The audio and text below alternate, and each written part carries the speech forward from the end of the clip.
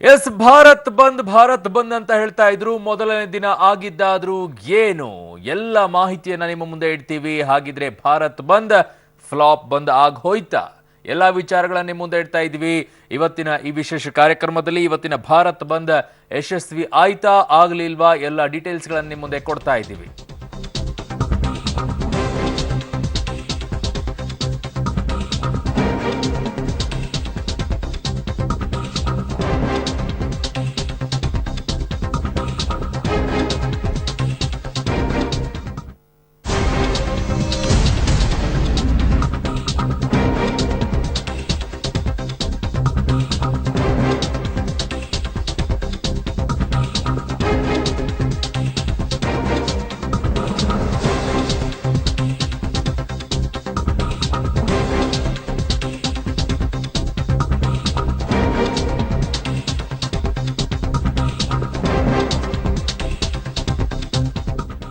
ಇವತ್ತಿನ ಭಾರತ್ ಬಂದ್ ಯಶಸ್ವಿ ಆಯ್ತಾ? ಮೋದಿ ಕಮ್ಯುನಿಸ್ಟರ ಯುದ್ಧದಲ್ಲಿ ಗೆದ್ದಿದ್ದಾದ್ರೂ ಯಾರು? ಮೋದಿ ವಿರುದ್ಧ ಸಮರ ಸಾರಿದಂತ ಎಡ ಸಂಘಟನೆಗಳು ವಿಜಯವನ್ನ ಸಾಧಿಸಿದ್ವಾ? ಹಾಗಿದ್ರೆ ಇವತ್ತಿನ ಭಾರತ್ ಬಂದ್ ಯಶಸ್ವಿ ಆಯ್ತಾ? ಮೋದಿ ವರ್ಸಸ್ ಕಮ್ಯುನಿಸ್ಟರ ಯುದ್ಧದಲ್ಲಿ ಗೆದ್ದಿದ್ಯಾರು ಅನ್ನೋ ಪ್ರಶ್ನೆ ಎದ್ದೇಳ್ತಾ ಇದೆ. ಮೋದಿ ವಿರುದ್ಧ ಸಮರ ಸಾರಿದಂತ ಎಡ ಸಂಘಟನೆಗಳು ವಿಜಯವನ್ನ ಸಾಧಿಸಿದ್ವಾ? ಮೋದಿ ಅವ್ರು ಗೆದ್ರ? ಈ ಪ್ರಶ್ನೆಗಳು ಸಹಜವಾಗಿ ಎದ್ದೇಳ್ತಾ ಇದೆ. ಹಾಗಿದ್ರೆ ಏನಾಯ್ತು?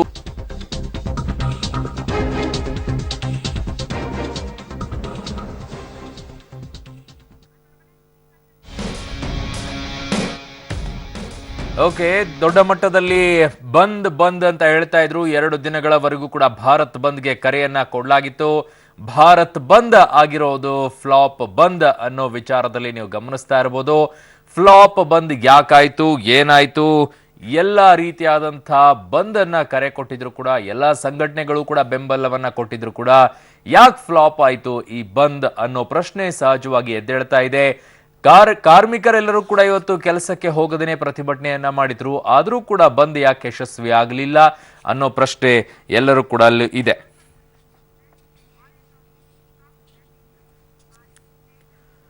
ಹಾಗಿದ್ರೆ ಭಾರಿ ನಿರೀಕ್ಷೆಯನ್ನ ಇಟ್ಕೊಂಡಿರುವಂತ ಈ ಬಂದ್ ಯಾಕೆ, ಏನಾಯ್ತು ಅನ್ನೋದನ್ನ ನಿಮ್ಗೆ ಒಂದೊಂದಾಗಿ ಡೀಟೇಲ್ಸ್ ಅನ್ನ ಕೊಡ್ತೀನಿ, ಎಕ್ಸ್ಪ್ಲೇನ್ ಕೂಡ ಅದ್ರ ಬಗ್ಗೆ ಮಾಡ್ತೀನಿ ನಾನು. ಏನಾಯ್ತು? ಭಾರಿ ನಿರೀಕ್ಷೆಯನ್ನ ಇಟ್ಕೊಂಡಿದ್ದಂಥ ಎಡ ಸಂಘಟನೆಗಳಿಗೆ ಒಂದ್ ರೀತಿಯಾಗಿ ಸೋಲು ಆಯ್ತು ಅನ್ನೋದನ್ನ ನೀವು ಗಮನಿಸಬಹುದು. ಯಾಕಂದ್ರೆ ಒಂದು ದಿನ ಮಾತ್ರ ಭಾರತ್ ಬಂದ್ ಅಂತ ಹೇಳಿ ಕರೆ ಕೊಟ್ಟಾಗ್ಲೇನೆ ಅದಕ್ಕೆ ಸಾಕಷ್ಟು ವಿರೋಧಗಳು ವ್ಯಕ್ತ ಆಗ್ತಾ ಇತ್ತು. ಆದ್ರೆ ಈ ಬಾರಿ 2 ದಿನಗಳವರೆಗೂ ಕೂಡ ಭಾರತ್ ಬಂದ್ಗೆ ಸಹಜವಾಗಿ ಪ್ರತಿಕ್ರಿಯೆ ಜನರಿಂದ ತೀವ್ರವಾಗಿ ವಿರೋಧ ವ್ಯಕ್ತವಾಗ್ತಾ ಇತ್ತು. 2 ದಿನ ಹೇಗ್ರಿ ತಡ್ಕೊಳ್ಬೇಕು ಅಂತ. ಫ್ಲಾಪ್ ಶೋ ಆಗಿದೆ ಮೊದಲ ದಿನದ ಭಾರತ್ ಬಂದ್. ಇನ್ನು ನಾಳೆ ಯಾವ ರೀತಿಯಾಗಿ ಇದಕ್ಕೆ ಪ್ರತಿಕ್ರಿಯೆ ವ್ಯಕ್ತವಾಗುತ್ತೆ? ಮೊದಲನೇ ದಿನವೇ ಮೊದಲನೇ ಪರಿಸ್ಥಿತಿ ಈ ರೀತಿ ಆಗೋದಾದ್ರೆ, ಅದರ ಅಭಿಪ್ರಾಯ ಈ ರೀತಿಯಾಗಿ ಬರೋದಾದ್ರೆ 2ನೇ ದಿನ ಹೇಗಿರುತ್ತೆ? ಹಾಗಾಗಿನೇ ಫ್ಲಾಪ್ ಶೋ ಆಗಿದೆ ಮೊದಲ ದಿನದ ಭಾರತ್ ಬಂದ್. ಯಾಕಾಯ್ತು ಅದೆಲ್ಲವನ್ನ ಕೂಡ ನೋಡ್ತಾ ಹೋಗೋಣ. ಸಹಜವಾಗಿ ಒಂದಿಷ್ಟು ವಿರೋಧಗಳು ವ್ಯಕ್ತವಾಗಿರುತ್ತೆ ಕೆಲವು ಭಾಗಗಳಲ್ಲಿ. ಯಥಾಸ್ಥಿತಿಯಲ್ಲಿ ರಾಜ್ಯದ ಜನಜೀವನ ಇತ್ತು. ಕೆಲವು ಕಡೆ ಬಸ್ಗಳು ಇರಲಿಲ್ಲ, ಕೆಲವು ಕಡೆ ಆಟೋಗಳು ಇರಲಿಲ್ಲ ಅಂತ ಹೇಳಿದ್ರು ಕೂಡ ಯಥಾಸ್ಥಿತಿಯಲ್ಲೇ ರಾಜ್ಯದ ಜನಜೀವನ ಇತ್ತು. ಕಾರಣ ಇವತ್ತು ಬಂದಿರೋದ್ರಿಂದ ಯಾರು ಕೂಡ ಮನೆಯಿಂದ ಆಚೆ ಬರಲಿಲ್ಲ, ಸಹಜವಾಗಿ ಮನೆಯಲ್ಲೇ ಉಳ್ಕೊಂಡಿದ್ರು. ಓಡಾಡೋದು ಕೂಡ ಸ್ವಲ್ಪ ಕಡಿಮೆ ಆಗಿತ್ತು. ಬೆಂಗಳೂರಿನಲ್ಲಿ ಗಮನಿಸೋದಾದ್ರೆ ಸಹಜವಾಗಿ ವಾಹನಗಳ ವಿಚಾರದಲ್ಲಿ ದಟ್ಟಣೆ ಅಷ್ಟೊಂದು ಇರಲಿಲ್ಲ, ಕಡಿಮೆ ಇತ್ತು. ಬಸ್ಗಳು ಕೂಡ ಕಡಿಮೆ ಪ್ರಮಾಣದಲ್ಲಿ ಓಡಾಡ್ತಾ ಇತ್ತು. ಜನರ ದಟ್ಟಣೆ ಹೇಗಿರುತ್ತೆ ಅದನ್ನು ನೋಡಿಕೊಂಡು ವಾಹನಗಳನ್ನ ಬಿಟ್ರಾಯ್ತು ಅನ್ನೋ ಯೋಚನೆಯನ್ನ ಕೂಡ KSRTC ಮತ್ತು BMTC ಇತ್ತು. ಹಾಗಾಗಿ ಪ್ರಯಾಣಿಕರ ಸಂಖ್ಯೆ ಕೂಡ ಕಡಿಮೆ ಇತ್ತು, ಬಸ್ಗಳ ಓಡಾಟ ಕೂಡ ಕಡಿಮೆ ಇತ್ತು. ಬಸ್ಗಳೇನೋ ಬಂದ್ ನಿಲ್ತಾ ಇತ್ತು, ಬಟ್ ಪ್ರಯಾಣಿಕರೇ ಇರಲಿಲ್ಲ. ಬಂದ್ಗೆ ಹೆದರಿ ಜನ ಮನೆಯಲ್ಲೇ ಉಳ್ಕೊಂಡಿದ್ರು. ಏನಾದ್ರೂ ಹೆಚ್ಚು ಕಡಿಮೆ ಆಗಿಬಿಡ್ಬೋದಾ ಅಂತ. ಈ ಹಿಂದೆನೇ ನಾವು ಗಮನಿಸಿದೀವಿ PF ಗಲಾಟೆ ವಿಚಾರದಲ್ಲಿ ಬೆಂಗಳೂರಿನಲ್ಲಿ ಯಾವ ಪ್ರಮಾಣದಲ್ಲಿ ಗಲಾಟೆ ಆಗಿತ್ತು ಅಂತ. ಅದು ಯಾವ ವಿಕೋಪಕ್ಕೆ ತಿರುಗಿ ಹೋಗಿತ್ತು. ಪೊಲೀಸರು ಹರಸಾಹಸ ಪಡಬೇಕಾಯ್ತು ಅದೆಲ್ಲವನ್ನ ಕೂಡ ಕಂಟ್ರೋಲ್ ಮಾಡ್ಕೊಳ್ಳೋಕೆ. ಆದರೂ ಕೂಡ ಅವರ ಹದ್ದು ಮೀರಿ ಹೋಗಿ ಘಟನೆಗಳು, ಅನಾಹುತಗಳು ಆಗೋಗಿತ್ತು. ಆ ಭಯದಿಂದ ಜನ ಆಚೆ ಬರಲಿಲ್ಲ. ಬೆಳಿಗ್ಗೆಯಿಂದಲೇ ಬಸ್ಗಳಿದ್ರು ಕೂಡ ಪ್ರಯಾಣಿಕ ಇರಲಿಲ್ಲ. ನಾನೀಗಾಗಲೇ ಹೇಳ್ತಾ ಇದ್ದೀನಿ ನಿಮಗೆ, ಬಸ್ಗಳು ಓಡಾಡೋಕ್ಕೆ ಬರ್ತಾ ಇದ್ವು, ಬಸ್ಗಳು ರಸ್ತೆಗೆ ಇಳಿದಿದ್ವು, ಆದರೆ ಪ್ರಯಾಣಿಕರಿರಲಿಲ್ಲ. ಕಾರಣ ಒಂದು ರೀತಿ ಬಂದಿದೆ ಅಂತ ಹೇಳಿ ಭಯದಿಂದಾಗಿ ಯಾರು ಆಚೆ ಬರಲಿಲ್ಲ. ಮಾಲ್ ಮತ್ತು ಸಿನಿಮಾ ಇದ್ರೂ ಕೂಡ ಜನ ಬರಲೇ ಇಲ್ಲ. ಎರಡೂ ಓಪನ್ ಆಗಿತ್ತು. ಬಂದಿರಬಹುದು, ಜನ ಏನಾದರೂ ಫಿಲ್ಮ್ ಅನ್ನ ನೋಡ್ಕೊಳ್ಬಹುದು ಅಂತ ಇದ್ರೆ, ಶಾಪಿಂಗ್ಗೆ ಮಾಲ್ಗಳಿಗೆ ಹೋಗ್ಬೋದು ಅನ್ಕೊಂಡಿದ್ರೆ ಯಾರು ಹೋಗಿರ್ಲಿಲ್ಲ, ಆರಾಮಾಗಿ ಮನೆಯಲ್ಲಿದ್ರು. ಹೋಟೆಲ್ಗಳು ಕೂಡ ಓಪನ್ ಇದ್ರು, ಗ್ರಾಹಕರು ಬರಲೇ ಇಲ್ಲ. ಬಸ್ಗಳಲ್ಲೇ ಜನ ಓಡಾಡಕ್ಕಾಗಿಲ್ಲ ಅಂತಂದ್ರೆ ಹೋಟೆಲ್ಗಳಿಗೆ ಇನ್ನೆಲ್ಲಿ ಬರ್ತಾರೆ? ಬಸ್ಗಳಲ್ಲಿ ಆಗದೆ ಜನ ಮಾಲ್ಗಳಿಗೆ ಬರದೆ, ಫಿಲ್ಮ್ಗಳಿಗೆ ಬರದೆ, ಹೋಟೆಲ್ಗಳಿಗೆ ಹೇಗೆ ಬರೋಕ್ಕೆ ಸಾಧ್ಯ ಆಗುತ್ತೆ? ಸಹಜವಾಗಿ ಒಂದಕ್ಕೊಂದು ಲಿಂಕ್ ಇರುತ್ತೆ. ಪ್ರಯಾಣವನ್ನ ಮಾಡ್ತಾ ಇರುವಂತಹ ಯಾರ್ಯಾರು ಜನರಿದ್ರು ಅವರೆಲ್ಲರೂ ಮನೆಯಲ್ಲಿರ್ಬೇಕಾದ್ರೆ ಹೋಟೆಲ್ಗಳಿಗೆ ಬರೋಕ್ಕೆ ಸಾಧ್ಯ ಆಗೋದಿಲ್ಲ. ಮಾರುಕಟ್ಟೆ ಓಪನ್ ಇದ್ರೂ ಕೂಡ ಕೊಳ್ಳೋಕೆ ಯಾರು ಬರಲ್ಲ. ಕಾರಣ ಏನು ಅಂತಂದ್ರೆ ಭಾನುವಾರ ಒಂದು ದಿನದ ಹಿಂದೆ ಅಷ್ಟೇ ಆಗಿದೆ, ಮೊನ್ನೆ ಅಷ್ಟೇ ಆಗಿದೆ. ಏನೇನೆಲ್ಲ ಖರೀದಿ ಮಾಡಬೇಕಾಗಿತ್ತು ಎಲ್ಲವನ್ನ ಕೂಡ ಭಾನುವಾರ ಖರೀದಿ ಮಾಡಿರ್ತಾರೆ. ಇವತ್ತು ಹೋಗಿ ಮಾರುಕಟ್ಟೆಯಲ್ಲಿ ಏನಾದರೂ ಖರೀದಿ ಮಾಡೋಕ್ಕೆ ಚಾನ್ಸೇ ಇಲ್ಲ. ಕೆಲವರು ಇರ್ಬೋದು, ಒಂದು 10 ಜನ, 100ರಲ್ಲಿ ಒಂದು 10 ಜನ. ಹಾಗಾಗಿ ಅವರೆಲ್ಲ ಕೂಡ ಮನೆಯಲ್ಲೇ ಉಳ್ಕೊಂಡಿದ್ರು, ಎಲ್ಲೂ ಹೋಗ್ಲಿಲ್ಲ. ಸಂಜೆ ಅಷ್ಟೊತ್ತಿಗೆ ಏನಾದರೂ ಆಚೆ ಬಂದು ಎಲ್ಲಾದರೂ ಸುತ್ತಾಡೋಕೆ ಹೋಗುವಂತ ಪ್ಲಾನ್ಗಳು ಇರಬಹುದು. ಬಟ್ ಬೆಳಗ್ಗೆ ಪ್ರತಿಭಟನೆ ತೀವ್ರ ಸ್ವರೂಪವನ್ನು ಪಡ್ಕೊಳ್ಬಹುದು ಅನ್ನೋ ಭಯದಿಂದಾಗಿ ಜನ ಆಚೆ ಬಂದಿರೋಕೆ ಆಗಿರಲ್ಲ. ಹಾಗಾಗಿ ಎಲ್ಲರೂ ಮನೆಯಲ್ಲೇ ಇರ್ತಾರೆ. ಸಂಜೆಯ ವೇಳೆಗೆ ಇನ್ಯಾವ ಪರಿಣಾಮವನ್ನ ಇದು ಪಡ್ಕೊಳ್ಳುತ್ತೆ ಅನ್ನೋದನ್ನ ನೋಡಬೇಕು. ಸದ್ಯಕ್ಕೆ BMTC ಬಸ್ಗಳು ಓಡಾಟವನ್ನು ನಡೆಸ್ತಾ ಇದ್ದೀವಿ, ದೃಶ್ಯಾವಳಿಗಳನ್ನ ತೋರಿಸ್ತಾ ಇದ್ವಿ. ಪ್ರಯಾಣಿಕರು ಕೆಲವು ಜನ ಇದ್ದಾರೆ, ಬಟ್ ಕೆಲವು ಭಾಗಗಳಿಗೆ ಬಸ್ಗಳು ಇನ್ನೂ ಕೂಡ ಹೋಗ್ತಾ ಇಲ್ಲ. ಕಡಿಮೆ ಬಸ್ಗಳು ಬಿಟ್ಟಿರೋದ್ರಿಂದ ಅಲ್ಲಿರುವಂತಹ ಜನ ಕೂಡ ಪ್ರಯಾಣಿಕರು ಪರದಾಡ್ತಾ ಇದ್ದಾರೆ. ನಿಮ್ಗೆ ದೃಶ್ಯಾವಳಿಗಳು ಕೂಡ ತೋರಿಸ್ತಾ ಇದ್ವಿ. ನನ್ನ ಸಹೋದ್ಯೋಗಿ ಪವಿತ್ರ ಕೂಡ ನನ್ನ ಜೊತೆಗೆ ನೇರ ಸಂಪರ್ಕಕ್ಕೆ ಸಿಗ್ತಾ ಇದ್ದಾರೆ. ಏನ್ ಮಾಹಿತಿಯನ್ನ ಕೊಡ್ತಾರೆ ನೋಡೋಣ ಪವಿತ್ರ ಇಂದ. ಮೆಜೆಸ್ಟಿಕ್ ಇಂದ ನನ್ನ ಜೊತೆಗೆ ನೇರ ಸಂಪರ್ಕಕ್ಕೆ ಸಿಗ್ತಾ ಇದ್ದಾರೆ. ಪವಿತ್ರ, ಸದ್ಯಕ್ಕೆ ಮೆಜೆಸ್ಟಿಕ್ ನಲ್ಲಿ ಪ್ರಯಾಣಿಕರು ಇಲ್ವಾ, ಬಸ್ಗಳಿಲ್ವಾ? ಈ ಕನ್ಫ್ಯೂಷನ್ ಸಿಕ್ಕಾಪಟ್ಟೆ ಆಗ್ತಾ ಇದೆ. ಬಸ್ಗಳಿದ್ರು ಪ್ರಯಾಣಿಕರಿಲ್ವಾ ಅಂತ. ಏನಿವತ್ತು ಪರಿಸ್ಥಿತಿ, ಬಂದ್ ಎಫೆಕ್ಟ್ ಮೆಜೆಸ್ಟಿಕ್ ನಲ್ಲಿ?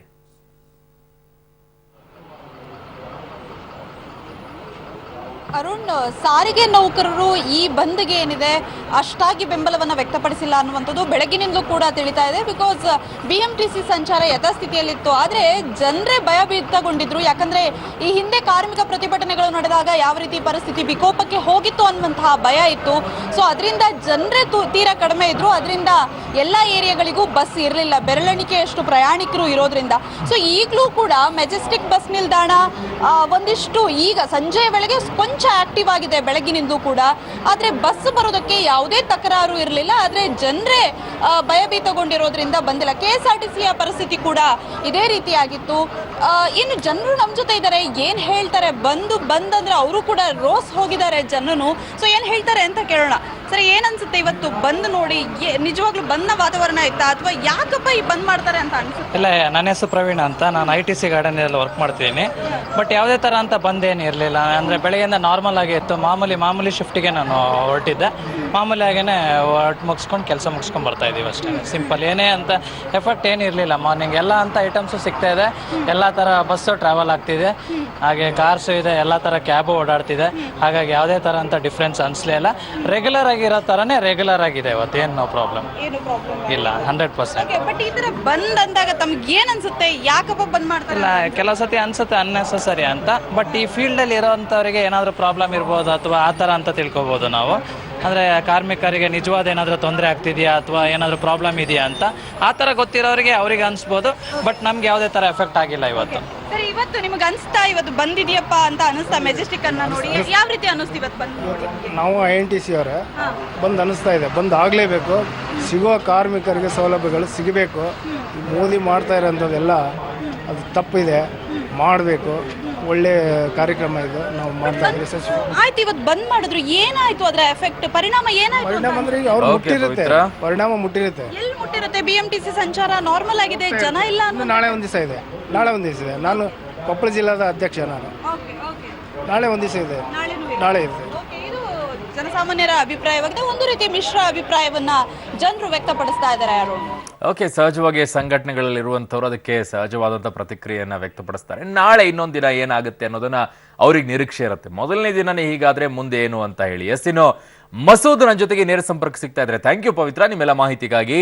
ಇನ್ನು ಮಸೂದ್ ನನ್ನ ಸಹೋದ್ಯೋಗಿ ನೇರ ಸಂಪರ್ಕ ಸಿಗ್ತಾ ಇದ್ದಾರೆ. ಮಸೂದ್, ಇವತ್ತು ಎಲ್ಲೋ ಥಿಯೇಟರ್ ಹತ್ರ ನಿಂತಂಗೆ ಕಾಣಿಸ್ತಾ ಇದೆ. ಏನ್ ಕತೆ? ಚಿತ್ರಮಂದಿರಕ್ಕೂ ಕೂಡ ಜನ ಬರ್ಲಿಲ್ವಾ? ರಜೆ ಇದೆ, ಆರಾಮಾಗಿ ಸಿನಿಮಾ ನೋಡ್ಬಿಡೋಣ ಅಂತ ಹೇಳಿ ಯಾರು ಬರ್ಲಿಲ್ವಾ?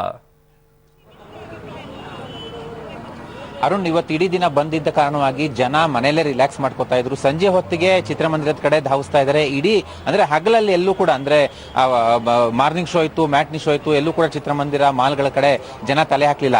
ಈಗ ನಾವು ಒಂದು ಕಾವೇರಿ ಥಿಯೇಟರ್ ಹತ್ರ ಇದ್ದೀವಿ. ಇಲ್ಲಿಗಾಗಲೇ ಫಸ್ಟ್ ಶೋ ಇನ್ನು ಆರಂಭ ಆಗುತ್ತೆ 6 ಗಂಟೆಗೆ. ಆ ಹಿನ್ನೆಲೆಯಲ್ಲಿ ಇಡೀ ದಿನ ಮನೆಯಲ್ಲೇ ರೆಸ್ಟ್ ತಗೊಂಡಿರುವಂತಹ ಜನ ಈಗ ಚಿತ್ರಮಂದಿರದ ಕಡೆ ದಾಪುಗಾಲ್ ಹಾಕ್ತಿದ್ದಾರೆ. ಈ ಕಡೆನೂ ಕೂಡ ತುಂಬಾ ಜನ ಬರ್ತಾ ಇದ್ದಾರೆ. 6 ಕಾಲಿಗೆ ಇಲ್ಲಿ ಕಾವೇರಿ ಥಿಯೇಟರ್ ನಲ್ಲಿ ಹಿಂದಿ ಸಿನಿಮಾ ಪ್ರದರ್ಶನ ಆಗ್ತಿದೆ. 6 ಕಾಲಿಗೆ ಆರಂಭ ಆಗುತ್ತೆ. ಸೊ ಒಬ್ಬರನ್ನ ಇಲ್ಲಿ ಮಾತಾಡ್ಸೋಣ, ಒಬ್ರು ಪ್ರೇಕ್ಷಕರನ್ನ. ಇಡೀ ದಿನ ರಿಲ್ಯಾಕ್ಸ್ ಮಾಡಿದ್ದೀರಾ ಅನ್ಸುತ್ತೆ, ಈಗ ಬಂದಿದ್ದಾರೆ ಸಿನಿಮಾಕ್ಕೆ? ಹೌದು, ಇವಾಗ ಬಂದಿದ್ದೀವಿ. 6 ಗಂಟೆ ಶೋಗೆ ನೋಡೋಣ ಅಂತ ಬಂದಿದ್ವಿ ಸರ್.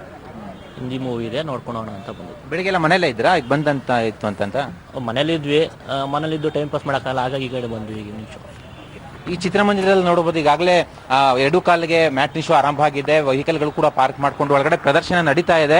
ಇನ್ನೊಂದು 10 ನಿಮಿಷ, 1/4 ಗಂಟೆಗೆ ಚಿತ್ರ ಪ್ರದರ್ಶನ ಬಿಟ್ಟು ಎಲ್ಲ ಹೊರಗಡೆ ಬರ್ತಾರೆ. ಮತ್ತೆ 6 ಗಂಟೆಗೆ ಫಸ್ಟ್ ಶೋ ಶುರು ಆಗುತ್ತೆ. ಫಸ್ಟ್ ಶೋಗೆ ಮ್ಯಾಟ್ನಿ ಶೋಗಿಂತ ಜಾಸ್ತಿ ಜನ ಬರೋ ಸಾಧ್ಯತೆ ಇದೆ. ಯಾಕೆಂತಂದ್ರೆ ಎಲ್ಲರೂ ಕೂಡ ಬೆಳಗ್ಗೆಯಿಂದ ಮನೇಲಿ ರೆಸ್ಟ್ ತಗೊಳ್ತಿದ್ರು. ಸಂಜೆ ಹೊತ್ತು ಒಂದು ಸ್ವಲ್ಪ ರಿಲ್ಯಾಕ್ಸ್ ಮಾಡ್ಕೊಂಡು ಸಿನಿಮಾಗೆ ಹೋಗಿ ಬರೋಣಪ್ಪ ಅನ್ನುವಂತಹ ಕಾರಣ ಇಟ್ಕೊಂಡು ಬಂದ್ರು ಬರ್ಬೋದು. ಮತ್ತೆ ಮಾಲ್ಗಳ ಕಡೆಯಿಂದ ಕೂಡ ಜನ ಸಂಜೆ ಹೊತ್ತಿಗೆ ಧಾವಿಸ್ತಾ ಇದ್ದಾರೆ. ಅರುಣ್, ಆ ಚಿತ್ರಣ ಕಂಡು ಬರ್ತಾ ಇದೆ ಬೆಂಗಳೂರಲ್ಲಿ.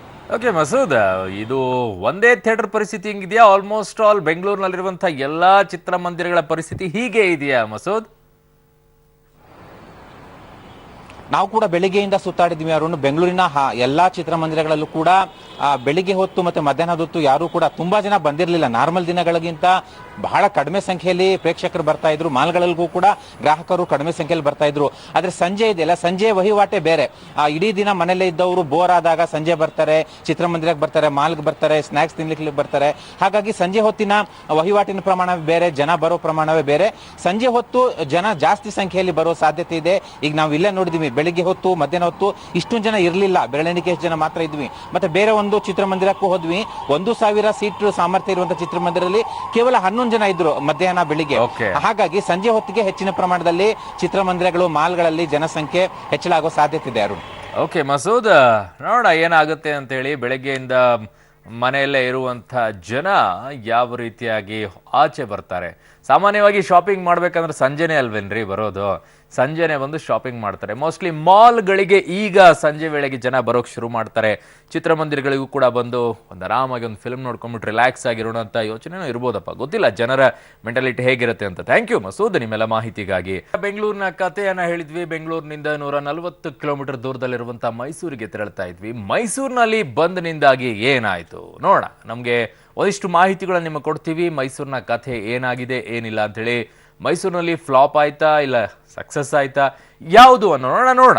ಮೊದಲೇದಾಗಿ ಫ್ಲಾಪ್ ಬಂದ್ನಲ್ಲಿ ಮೈಸೂರಿನಲ್ಲಿ ಆಗಿರುವಂತಹ ಎಫೆಕ್ಟ್ ಏನು? ಮೈಸೂರಿನಲ್ಲಿ ಭಾರತ್ ಬಂದ್ ಸಂಪೂರ್ಣವಾಗಿ ವಿಫಲ ಆಗಿದೆ. ಹಾಗಿದ್ರೆ ಬೆಂಗಳೂರಿನಲ್ಲಿ ಫ್ಲಾಪ್ ಬಂದ್ ಅಂತ ಏನು ಹೇಳ್ತಾ ಇದೀವಿ, ಅದು ಖಂಡಿತವಾಗಿಯೂ ಕೂಡ ಮೈಸೂರಿನಲ್ಲೂ ತಟ್ಟಿದೆ. ಮೈಸೂರಿನಲ್ಲೂ ಕೂಡ ಭಾರತ್ ಬಂದ್ ಸಂಪೂರ್ಣ ವಿಫಲವಾಗಿದೆ. ಯಾಕಾಯ್ತು ಮೈಸೂರಿನಲ್ಲಿ? ಆಮೇಲೆ ಬರೋಣ ವಿಚಾರಕ್ಕೆ, ಏನ್ ಕತೆ ಅಂತ ಹೇಳಿ. ಮೈಸೂರಿನ ವಿಚಾರಕ್ಕೆ ಜನ ಅದಕ್ಕೆ ಸಹಕರಿಸ್ತಿಲ್ವೋ ಅಥವಾ ಕಾರ್ಮಿಕರೇ ಸ್ವತಃ ಬಂದು ಪ್ರತಿಭಟನೆಗಳಿಲ್ವೋ, ಆಟೋಗಳು ಬಸ್ಗಳು ಏನು ಆಗ್ಲಿಲ್ವೋ? ಬೆಂಗಳೂರಿನ ಪರಿಸ್ಥಿತಿಯಲ್ಲಿ ಯಾಕೆ ನಿರ್ಮಾಣ ಆಯ್ತು? ಸಾಂಸ್ಕೃತಿಕ ನಗರಿಯಲ್ಲಿ ಬಂದ್ಗೆ ನೀರಸವಾಗಿರುವಂತಹ ಪ್ರತಿಕ್ರಿಯೆ ಸಿಗ್ತಾ ಇದೆ. ಯಾಕೆ ಇದು? ಸಹಜವಾಗಿ ಕಾರ್ಮಿಕರ ವಿಚಾರಕ್ಕೆ ಪ್ರತಿಭಟನೆಗೆ ಬಂದಾಗ ಕಾರ್ಮಿಕರೆಲ್ಲ ಧುಮ್ಮಿಕ್ಕಿ ಬರಬೇಕಾಗಿತ್ತು. PF ಗಲಾಟೆಯಲ್ಲಿ ಆದಂತಹ ಜನ ರೋಸಿ ಹೋದಾಗ ಯಾವ ರೀತಿ ಕಾರ್ಮಿಕರು ಬರ್ತಾರೋ ಆ ರೀತಿಯಾಗಿ ಬರಬೇಕಾಗಿತ್ತು ನಿಜವಾಗಿಯೂ ಕೂಡ. ಬಟ್ ಮೈಸೂರಿನಲ್ಲಿ ಯಾಕಾಗ್ಲಿಲ್ಲ ಇದು? ಸಾಂಸ್ಕೃತಿಕ ನಗರಿಯಲ್ಲಿ ಬಂದ್ಗೆ ನೀರಸ ಪ್ರತಿಕ್ರಿಯೆ ಯಾಕೆ ವ್ಯಕ್ತವಾಯಿತು? ನೋಡ ಏನು ಅಂತ. ಎಂದಿನಂತೆ ಬಾಗಿಲನ್ನ ಅಂಗಡಿ ಮುಂಗಟ್ಟುಗಳು ತೆರೆದಿದ್ವು, ಯಾವುದು ಕೂಡ ಬಂದ್ ಮಾಡಿರಲಿಲ್ಲ, ಏನು ಗಲಾಟೆಗಳು ಕೂಡ ಆಗಿರಲಿಲ್ಲ. ಹಾಗಾಗಿ ಸಹಜವಾಗಿ ಯಾರು ಕೂಡ ಒತ್ತಾಯ ಪೂರ್ವಕವಾಗಿ ಬಂದ್ ಮಾಡಲೇಬೇಕು ಅಂತ ಅಂಗಡಿಗಳಿಗೆ ಬಂದು ಶಟರ್ ಅನ್ನ ಹಾಕುವಂತ ಕೆಲಸವನ್ನ ಯಾರು ಕೂಡ ಮಾಡಲಿಲ್ಲ. ಹಾಗಾಗಿನೇ ಅಂಗಡಿಗಳು ಸಹಜವಾಗಿ ತೆರೆದಿತ್ತು, ಯಾರಿಗೂ ಕೂಡ ಭಯ ಇರಲಿಲ್ಲ. ಇನ್ನು ಅರಸು ಸಯಾಜಿರಾವ್ ರಸ್ತೆ ಜೊತೆಗೆ ಅಗ್ರಹಾರ 100 ಅಡಿ ರಸ್ತೆಗಳಲ್ಲಿ ಎಂದಿನಂತೆ ವ್ಯಾಪಾರ ಸಹಜವಾಗಿತ್ತು. ಬೆಂಗಳೂರಿನಲ್ಲೂ ಕೂಡ ಸಹಜವಾಗಿ ಕೆಲವು ಕಡೆ ಗಮನಿಸ್ತಾ ಇದ್ವಿ. ಬಟ್ ಕೆಲವು ವ್ಯಾಪಾರಸ್ಥರಿಗೆ ಮುಂಚೆಯಿಂದನೇ ಬಂದ್ ಅನ್ನೋದು ಗೊತ್ತಿರೋದ್ರಿಂದ ಯಾರು ಕೂಡ ವ್ಯಾಪಾರಕ್ಕೆ ಬಂದಿರಲಿಲ್ಲ. ಬಟ್ ಕೆಲವರಿಗೆ ಮಾಹಿತಿಗಳಿರಲಿಲ್ಲ, ಹಾಗಾಗಿ ಬಂದು ವ್ಯಾಪಾರವನ್ನ ಮಾಡ್ತಾ ಇದ್ರು. ಆದ್ರೂ ಸ್ವಲ್ಪ ಮಟ್ಟಿಗೆ ವ್ಯಾಪಾರ ಕುಂಠಿತವಾಗಿತ್ತು. ಬಟ್ ಮೈಸೂರಿನಲ್ಲಿ ಎಂದಿನಂತೆ ವ್ಯಾಪಾರ ಇತ್ತು, ಸಹಜವಾಗೇ ಇತ್ತು ಅನ್ನೋ ಮಾಹಿತಿಯನ್ನು ನನ್ನ ಸಹೋದ್ಯೋಗಿಗಳು ನೀಡ್ತಾ ಇದ್ದಾರೆ. ಮೈಸೂರಿನ ಪರಿಸ್ಥಿತಿ ಅದು. ನಿತ್ಯ ಸಂಚಾರ ವ್ಯವಸ್ಥೆಯಂತೆ ನಗರದ ವಾಹನ ದಟ್ಟಣೆ ಕೂಡ ಇತ್ತು. ಬೆಂಗಳೂರಿನಲ್ಲೇ ಸ್ವಲ್ಪ ದಟ್ಟಣೆ ಕಡಿಮೆ ಇತ್ತು ಅನ್ಕೊಂಡಿದ್ವಿ. ಬಟ್ ಮೈಸೂರಿನಲ್ಲಿ ಪ್ರತಿದಿನ ಹೇಗಿರುತ್ತೆ ಅದೇ ರೀತಿಯಾದಂಥ ಪರಿಸ್ಥಿತಿ ಮೈಸೂರಿನಲ್ಲಿ ಇದೆ ಅನ್ನೋ ಮಾಹಿತಿ ಕೊಡ್ತಾ ಇದ್ದಾರೆ. ಬಟ್ ಮೈಸೂರಿನಲ್ಲಿ ಇಷ್ಟೊಂದು ನೀರಸವಾಗಿರುವಂಥ ಪ್ರತಿಕ್ರಿಯೆ ವ್ಯಕ್ತವಾಗುತ್ತೆ ಬಂದ್ಗೆ ಅಂತ ಅನ್ಕೊಂಡಿರ್ಲಿಲ್ಲ. ಬಟ್ ಮೈಸೂರಿನಲ್ಲಿ ಸಹಜವಾಗಿ ಆಗಿದೆ ಅದು. ಇನ್ನು ನಗರದ ರಸ್ತೆಗಳಲ್ಲಿ ಖಾಸಗಿ ವಾಹನ, ಆಟೋ, ಓಲಾ, ಊಬರ್ ಸೇವೆ ಲಭ್ಯವಾಗಿತ್ತು. ಇಲ್ಲೂ ಕೂಡ ಇತ್ತು, ಕೆಲವು ಕಡೆ ಇತ್ತು, ಕೆಲವು ಕಡೆ ಆಗಿರಲಿಲ್ಲ.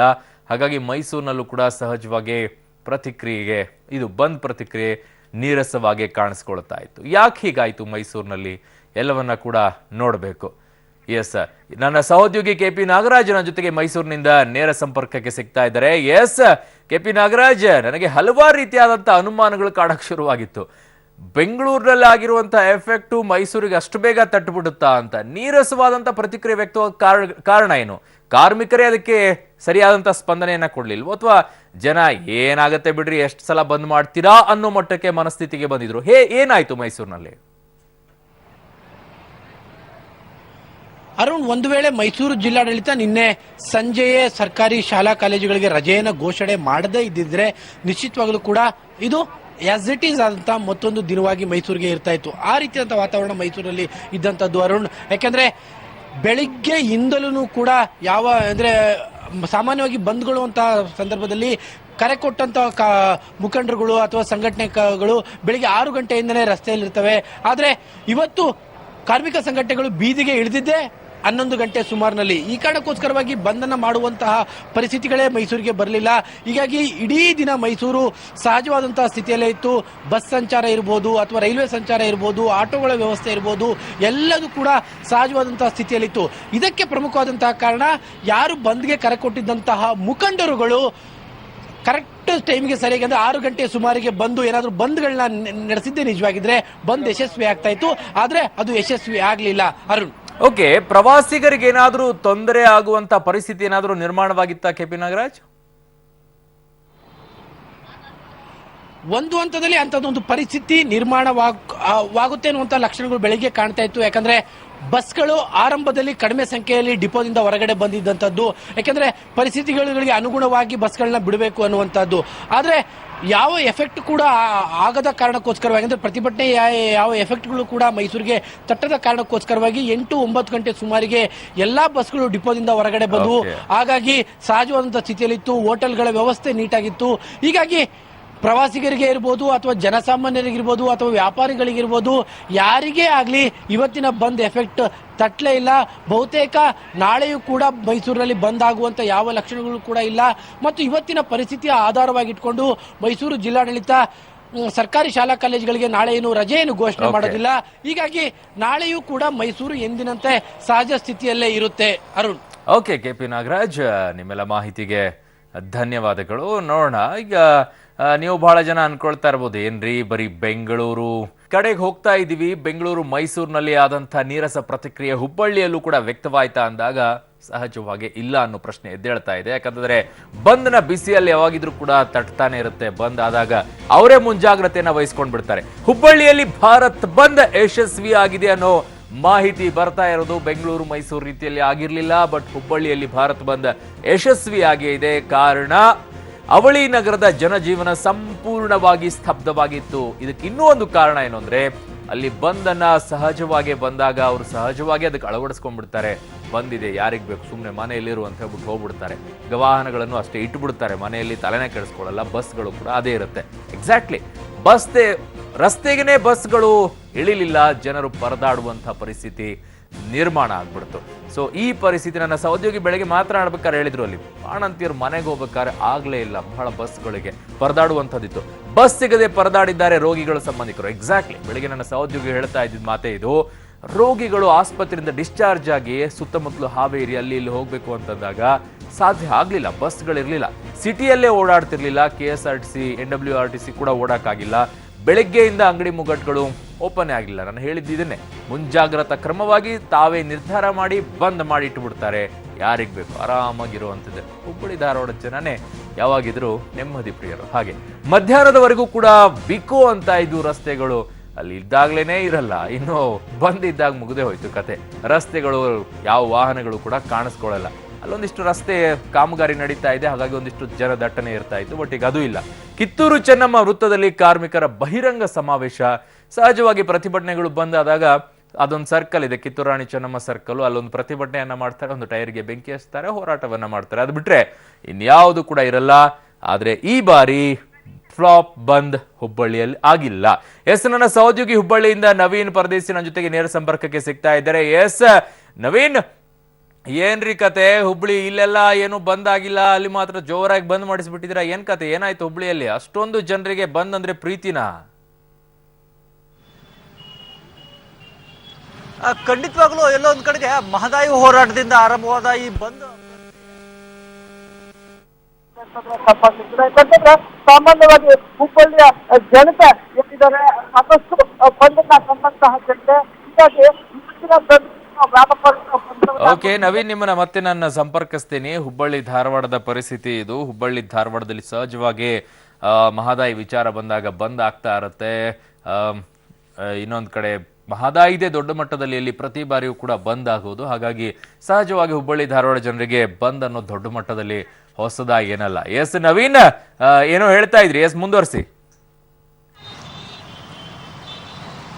ಖಂಡಿತ ಮಹದಾಯಿ ಹೋರಾಟದಿಂದ ಆರಂಭವಾದಂತಹ ಈ ಬಂದ್ ಪ್ರಕ್ರಿಯೆ ಸಾಕಷ್ಟು ಬೆಂಬಲವನ್ನ ಪಡ್ಕೊಂಡು ಇವತ್ತಿನ ಏನೊಂದು ಬಂದ್ ವ್ಯಾಪಕವಾದಂತಹ ಬೆಂಬಲವನ್ನ ಪಡಿತು. ಪ್ರಮುಖವಾಗಿ ಕಾರಣ ಏನಂತಂದ್ರೆ ಇಲ್ಲಿರ್ತಕ್ಕಂಥ ಸಂಪರ್ಕ ಸಾರಿಗೆ ಅಂದ್ರೆ ವಾಯುವ್ಯ ಸಾರಿಗೆ ಸಂಪೂರ್ಣವಾಗಿ ತನ್ನ ಕೆಲಸವನ್ನ ನಿಲ್ಲಿಸಿತ್ತು. ಹೀಗಾಗಿ ಹುಬ್ಬಳ್ಳಿ ಧಾರವಾಡ ಆಗಿರ್ಬೋದು, ಇಲ್ಲಿ ಪ್ರಮುಖ ಸುತ್ತಮುತ್ತಲಿನ ನಗರಗಳಿಗೆ ಯಾವುದೇ ರೀತಿಯಾದಂತಹ ಬಸ್ ಸೌಲಭ್ಯ ಇರಲಿಲ್ಲ. ಹೀಗಾಗಿ ಬಂದಿನ ಬಿಸಿ ಸಾಕಷ್ಟು ತಟ್ಟಿದೆ ಅಂತ ಹೇಳ್ಬೋದು. ನಂತರ ಹುಬ್ಬಳ್ಳಿಯ ನೀವಿವಾಗ ನೋಡ್ತಿರುವಂತಹ ದೃಶ್ಯಾವಳಿಗಳು ಹುಬ್ಬಳ್ಳಿಯ ಚೆನ್ನಮ್ಮ ಸರ್ಕಲ್ನ ದೃಶ್ಯಾವಳಿಗಳು. ಈಗಷ್ಟೇ ವಾಣಿಜ್ಯ ವಹಿವಾಟು ಯಥಾ ರೀತಿಯಾಗಿ ನಡೀತಾ ಇರುವಂತದ್ದು.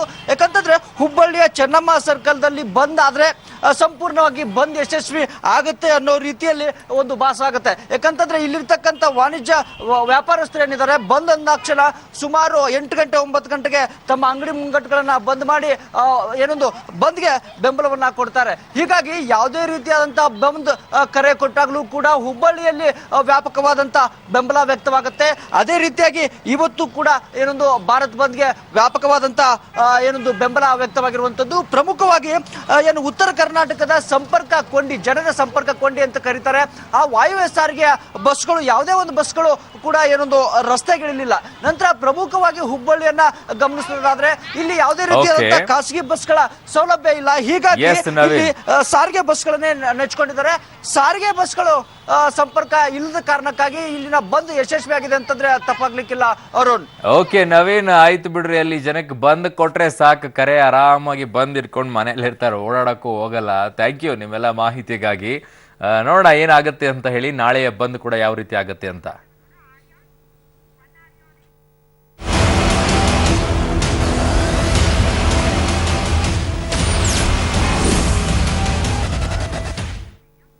ಓಕೆ, ಇದೆಲ್ಲದರ ನಡುವೆ ಯಶ್ ಅಭಿಮಾನಿಯೊಬ್ಬರು ಬೆಂಕಿಯನ್ನ ಹಚ್ಕೊಂಡಿರುವಂತಹ ಘಟನೆ ಒಂದು ಕೂಡ ನಡೆದಿದೆ. ಅದೇನು ಅಂತ ನಿಮಗೆ ಮಾಹಿತಿಯನ್ನ ಕೂಡ ಕೊಡ್ತೀವಿ. ಯಾತಕ್ಕೋಸ್ಕರ ಯಶ್ ಅಭಿಮಾನಿ ಬೆಂಕಿಯನ್ನ ಹಚ್ಕೊಂಡಿರುವಂತ ಬಂದ್ ಮಧ್ಯದಲ್ಲೇ ಇಂಥದ್ದೊಂದು ಅವಘಡ ನಡೆದಿರೋದಾದ್ರೂ ಯಾಕೆ ಅನ್ನೋ ಮಾಹಿತಿ ನಿಮಗೆ ಕೊಡ್ತಾ ಇದೀವಿ.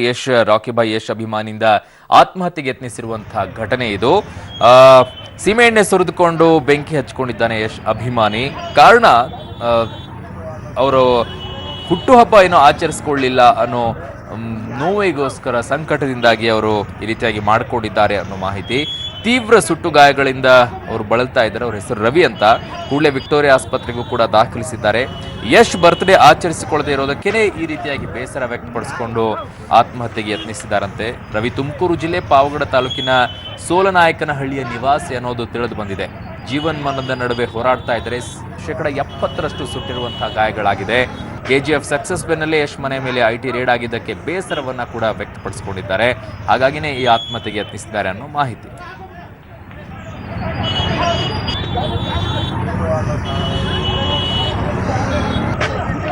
ಟಿವಿಯಲ್ಲಿ ನೋಡಿ ತೋರಿಸ್ತಾ ಇದ್ರು, ನನ್ಗೆ ಗಾಬರಿಯಾಗಿ ಓಡ್ ಬಂದೆ. ನಾನು ಕೆಲಸದ ಮೇಲೆ ಇದ್ದು ಹಿಂಗೆ ಓಡ್ ಬಂದಿದ್ದೀನಿ. ಅಷ್ಟು ಮಾತ್ರ ಗೊತ್ತು. ನಾನು ಹುಡುಗ ನಮ್ಮ ಸ್ವಂತ ಅಕ್ಕನ ಮಗನೇ, ಬಾಮ ಇದ್ದ. ಅವನ ಹೆಸರು ರವಿ ಅಂತ. ಎಲ್ಲ ಕೆಲಸ ಮಾಡ್ಕೊಂಡಿದ್ದ. ತರ ಇವಾಗ ಯಶ್ ಮನೆಗೆ ಹೋಗಿ ಈ ತರ ಮಾಡ್ಕೊಂಡಾನೆ ಅಂತ ನಾವು ಟಿವಿಯಲ್ಲಿ ನೋಡಿದ್ದಷ್ಟೇ. ಅಷ್ಟು ಬಿಟ್ಟರೆ ನನಗೂ ಏನೂ ಗೊತ್ತಿಲ್ಲ. ಟಿವಿಯಲ್ಲಿ ನೋಡಿ ನನಗೂ ಗಾಬರಿಯಾಗಿ ನಾನು ಕೆಲಸ ಬಿಟ್ಟು ಹಂಗೆ ಓಡ್ ಬಂದಿದ್ದೀನಿ. ಇನ್ನು ಅಲ್ಲಿಂದ ನನಗೆ ಪೇಷಂಟ್ ನೋಡೋಕ್ಕೂ ಬಿಟ್ಟಿಲ್ಲ. ಬಿಟ್ಟು ನೋಡಿದ್ಮೇಲೆ ಏನಾಗುತ್ತೆ ಅಂತ ನೋಡ್ತಾನು. ಪೇಪರ್ ಹಾಕಕ್ಕೆ ಹೋಯ್ತಾ ಇದ್ದ, ಇನ್ನೊಂದು ಪೇಪರ್ದು ಇದೆಲ್ಲ ಪೋಸ್ಟರ್ ಅಂಟ್ಸಕ್ಕೆ ಹೋಯ್ತಾ ಇದ್ದ.